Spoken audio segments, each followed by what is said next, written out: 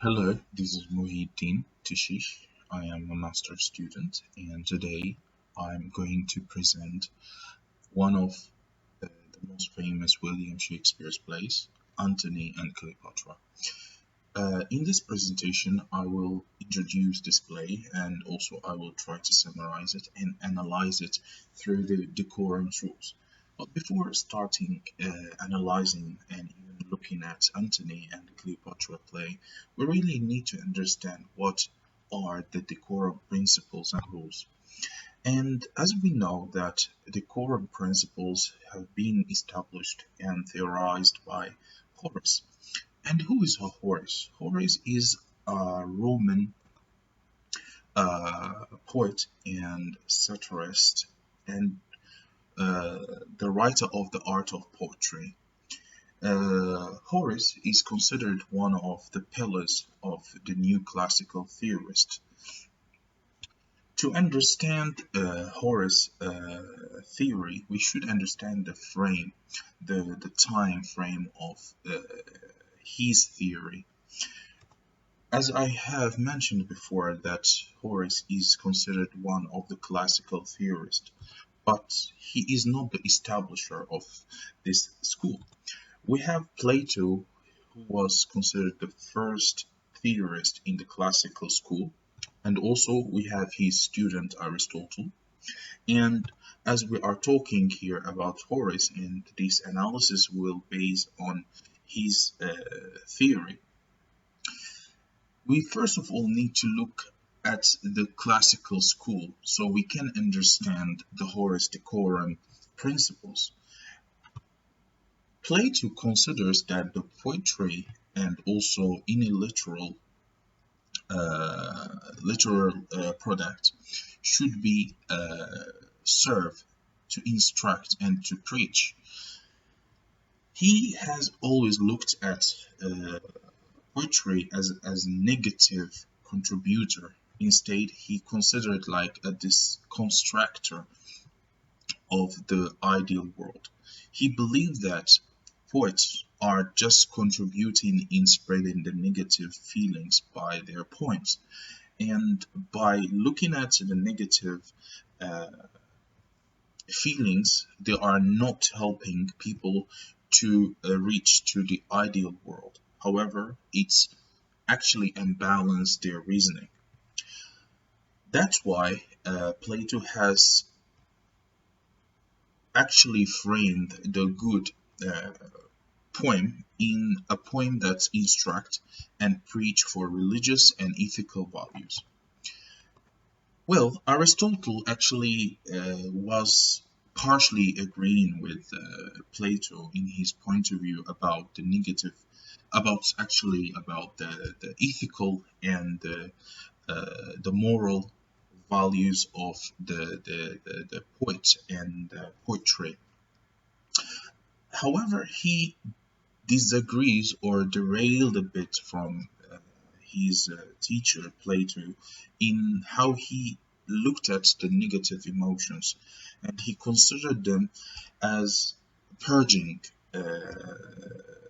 for the negativity and negative feelings of the audience. He believed that these negative feelings that can be purged by the poem helps somehow the audience to free those negative feelings and to start to be more fresh and to be more positive, and it contributes uh, in the morality and also in the ethics. Horace has emphasized more on the form and the suitability of the poem, and also in his book Ars Poetica, or the art of poetry, has established a kind of guidance of writing a good poem. So, what is decorum principles? As I mentioned beforehand, that Horace has established in his book Art of Poetry the principles of having a good poem. And for him, and in his decorum principles, to be a good poet, you need to have and to respect some elements that should be included and followed and frame your point. First of all, the style. He believed that the language used in the poem should be respecting the speech, the language used, and also the figure of speech, and also unity and simplicity. The language should be very simple, shouldn't be sophisticated. And unity, the harmony of word, the harmony of the ideas should be clear and, as I mentioned, simple. Also, in his decorum principles, utile and dolus, and which is one of the most important part of this theory, that the poem is instructing, is advising, and is teaching. And on the same page, the poem entertains the audience and delights, and it's keeps the audience retaining and the information or the value that poem tries to deliver. And also we have another principle, which is the form and the content matched. And here we are talking about the language used, the style, and also the theme should be matched and should be harmonious. And in another principle, we have the appropriateness of meter, and we are talking about the the feet or the rhymes of the feet, and we are talking about the analysis of measures in feet and how they are, used, like accented or unaccented. And we have another one, which is the appropriate use of words. And here we are talking about which words should be used in which situation or in which setting or in which theme. So also the usage of word or words is considered one of the most important decorum principles. And lastly, we are talking about the consistency of characters. For Horace, the poet shouldn't derail from the frame of the character and the suitability of the how the character is depicted. And here we are talking about like high social class that for Horace is considered and characterized with seriousness and morality. However, for the low class, generally framed with humorous and satirical speech and dialogue and even messages. So that's why he believed that there should be no mingling of the characters and the characters' traits. As we have had a look and a very a short look on the decorum principles, let's look at the introduction of the play, and through that we are going to see the story and then we analyze it through the decorum principles.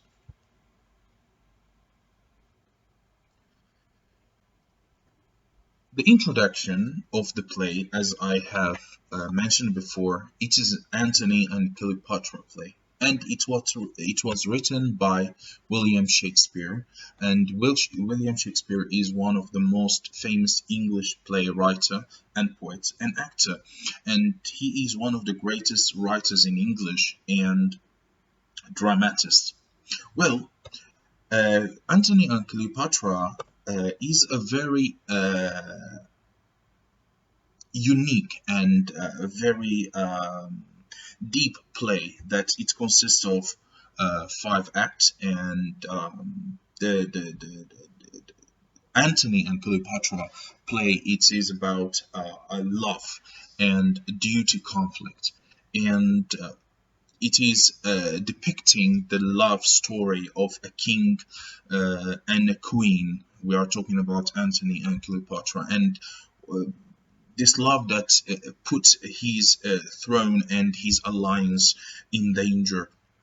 So we are gonna look at the details of the play more in the summary of the plot.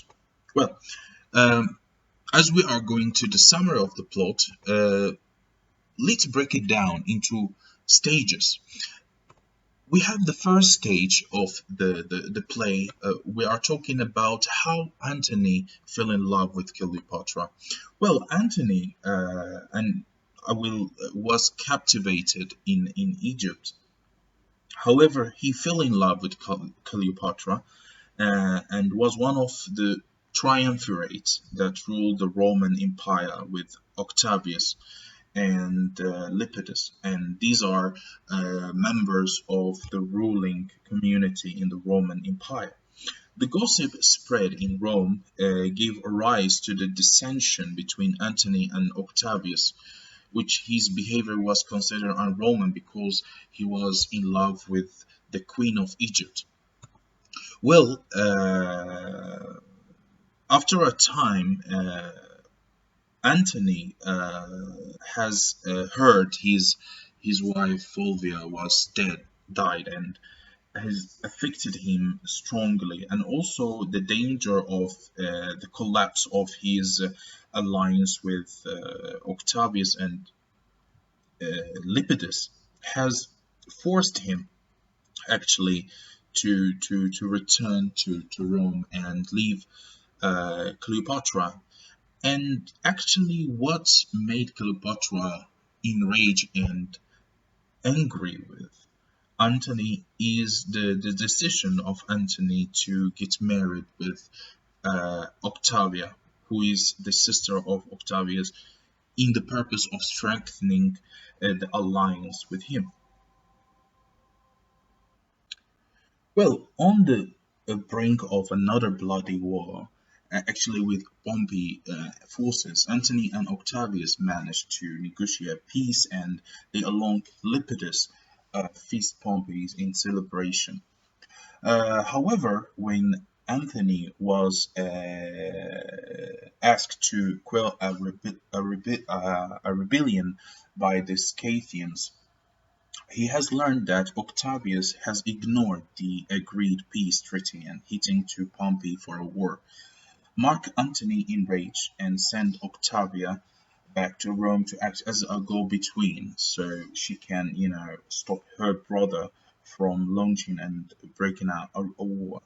But also prepare Antony here, we are talking, he prepared for a war against Octavius. In this way, Antony will return to Alexandria and meet again his lover Cleopatra, and being as a king and queen of Egypt.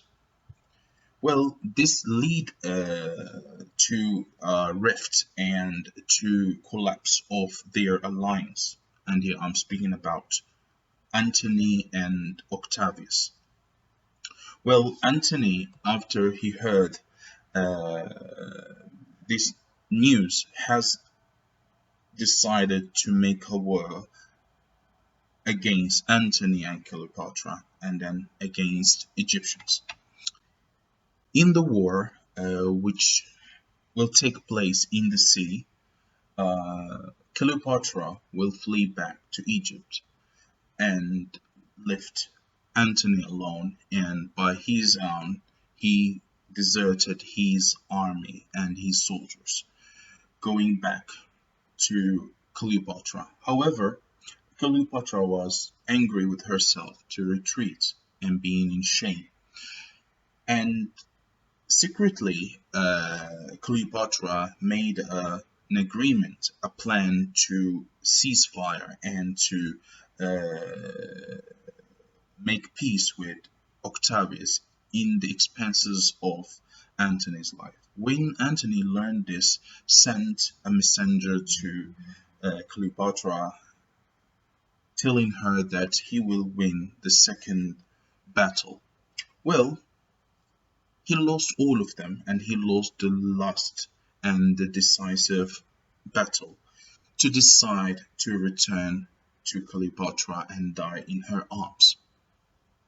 Actually, Cleopatra, in her shame and being fearful of being captivated by Octavius, she committed suicide, and she brought a snake to hold her priest, and then she died. Well, the story and this tragic and was um, a very sad ending for me, and I didn't really wish that it's ended like this way. However, when we look at this play of Antony and Cleopatra, we look at a very central, the character of Antony and the character of Cleopatra are centered in the story, and they were the story circle where all the events happen. And here it brings us to the point of how this play derailed and didn't follow the decorum principles, or we have indecorum in this play. Well, the play here in Shakespeare actually accentuation of the character, as I mentioned before, it was very dominant in the play.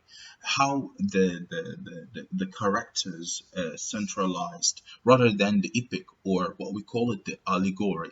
There was no allegorizing in the play. There was no clear message or clear moral value from the play. The morality was equivocal and ambiguous. And also, as I mentioned before, the actions themselves were often morally ambiguous. And when we are talking about the mingling of the comic and tragic actions, especially called Cleopatra, when we see that Antony in his character is very serious, yet the Queen of Egypt was representing the comic and the satire in the play, and was somehow derailing from the decorum and the suitability. And also, when we are talking about the consistency of the character. And lastly, when this leads to question the characters' social ranks and the language used, that in the play it wasn't very simple, and also it wasn't suiting the character's social rank. In all, I believe that this play has actually created a feeling and created an impact on the reader or the audience in general. For sure, the love story and the focus on the characters more than the story and the morality of the story, well, it's over dominant and overshadowing the other part of the play. However, in my opinion, that even that the play derailed from the principles of, as Horace considered, the good play, the good poem, still it succeeded in affecting the emotions of the audience, and it imbues them with the feeling of the character's feelings. And that is one of the most important part that I think Shakespeare succeeded in. For sure, being centralizing the characters over the morality and the moral principles, I think this is something the Horace decorum principles actually not tolerating, but still it gives us a good feeling to understand the characters and the characters' struggles. And I believe this is one of the things I really enjoyed in the play. Thank you so much, and have a nice day.